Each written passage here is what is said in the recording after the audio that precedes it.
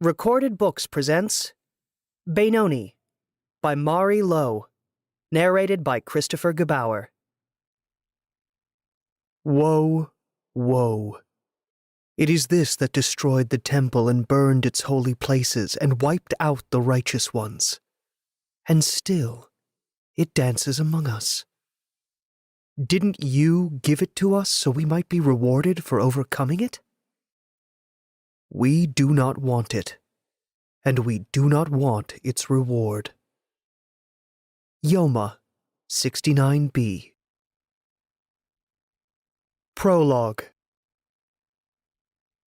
It is an ancient story, murmured about at summer camp bonfires late at night, retold at Shabbos tables to polite laughter, studied in the depths of a stone-built city that should be long gone.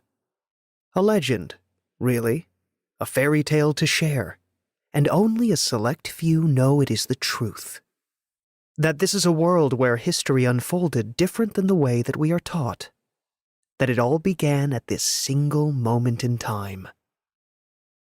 The incident is described in which the Jews, returning from Babylonia, sought to lessen the power of evil in the world. The embodiment of a certain evil, in the form of a fiery young lion, a Guria Dinura, emerged from a sacred place and was conquered. From then on, that evil was gone, and with it, the gift of prophecy.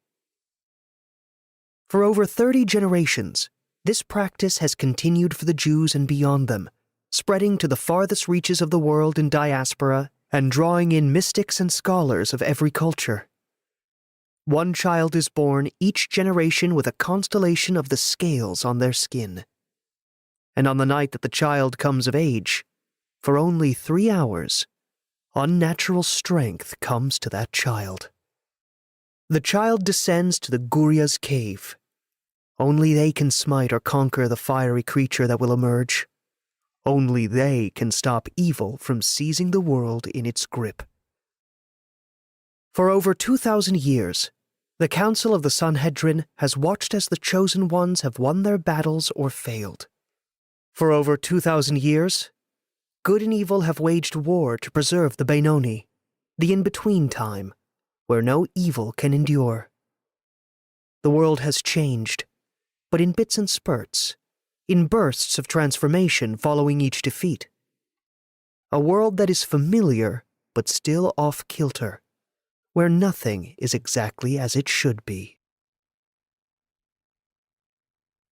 And then, the unthinkable occurred. Chapter 1.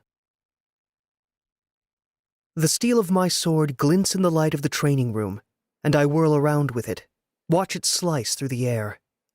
I can make a full circle to meet Gadi's blade, no problem, and I connect hard enough that his wrist buckles and he nearly drops the sword. "Flashy," he scolds me. "You think the Guria's going to be impressed by fancy swordplay? Do it again, but faster."